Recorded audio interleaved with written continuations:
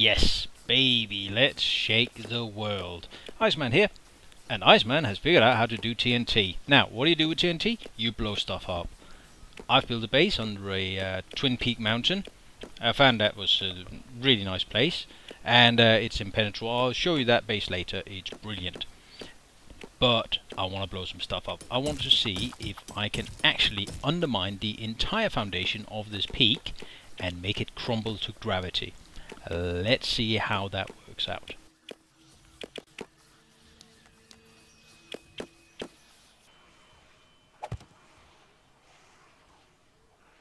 Okay, all done. Now just making a fuse. Taking a little bit of care here not to do something stupid. We are dealing with dynamite after all. And here we go.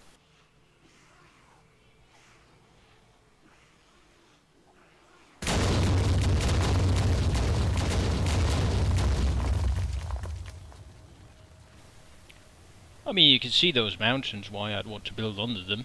And I think what we just witnessed was what you would call a big bada boom.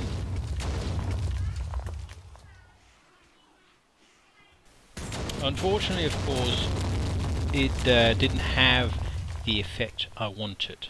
The mountain is basically still standing. I mean, there's some stuff dropping down from the ceiling, which is what I hope for. That's cool. That's proper good use and application of TNT. Let's blow some more stuff up.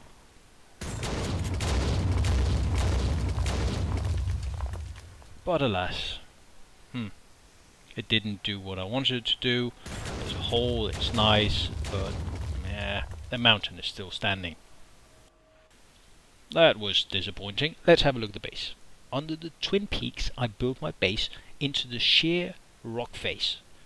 Then I blew away a huge crater in front of my entrance to make sure all the zombies would drop down on some wood spikes. Brilliant. Brilliant thinking. Well done, Iceman. I'm really proud of this one. A nice stairway down, a thin ledge. The zombies will drop off and into the wood spikes. It's brilliant.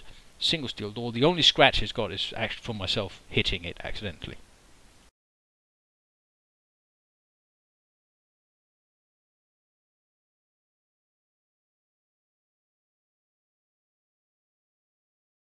There you go. Nice entrance, reinforced with those metal thingies. Metal trussing. Never heard of that before. Anyway, that's my safe room and my respawn point. Look at the lighting. And you see my refrigerator on the right. It's turned the wrong way. That was my well. My potato farm. I've been a bit lazy here because I like corn better than potatoes. Have you ever eaten raw potatoes? You know, it's kind of terrible. And at some point I'm going to get some corn, because then you can make cornmeal and cornbread, which is a much more civilized kind of eating than raw potatoes. There's my storage area right there. Kind of Spartan, basic at the moment. Let's go down to the lounge. Look at that plant I found. Isn't that lovely? I found that in an office building. Really happy about that. There are my sofas, my lounge. I want to redo the entire floor. Have cobblestone. I want to redo the walls and have wooden walls, make it real nice and cozy in here. Up to the left is accommodation for guests. I've got room for 4 guests at the moment. Might be in barracks as well. I don't know. Barracks, guest rooms. Nah, same thing. A mini spa. I really want to make something big here with windows, as you can see, and a waterfall coming through the ceiling, and everything could be real neat. Anyway, let's head down into the mine.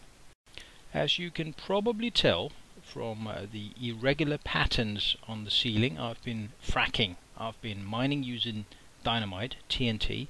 I've been enjoying it, I must admit. But I want to do something special with the stairways. I really want to create the same kind of stairways you see in the mines of Moria in Lord of the Rings. High quality dwarven manufacture. That's the end of the mine. I had a plan here which was actually to mine all the way to that city, because you could find more paper there, but then I emptied it for paper. Anyway, back to blowing stuff up. Slightly different approach here. Last time I only used about 100 dynamite. This time I'm going to go for 200. I'm wasting a cobble here, but never mind, I've got 250, so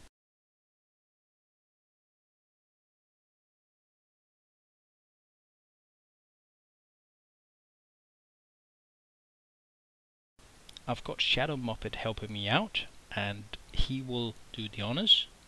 Of course, he's always very trigger happy, so he doesn't even allow me to get into position. But there we go, big bada boom. So big that my entire screen lagged out for about 10 seconds. Lovely. Big bada boom. Gravity is taking its toll for sure. Especially sand seems to be quite susceptible to gravity. Stone, less so, as you can see. But there's a hole through the mountain. 2 holes actually, in the big cavern.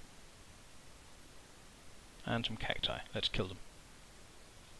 Anyway, that was a failure. Take 3. More dynamite. This time, I blew 1 stick of dynamite in the center of one of the peaks, and now I'm filling that entire area up, and I'm putting sticks of dynamite all the way around, and it's gonna be big. It's gonna be big. I mean, just look at those stacks of dynamite. I could sink a carrier that.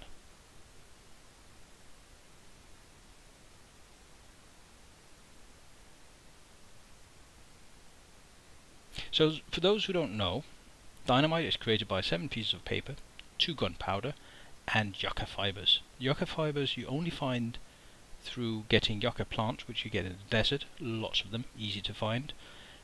And yeah, then you get TNT. Remember to do a fuse. Here we go.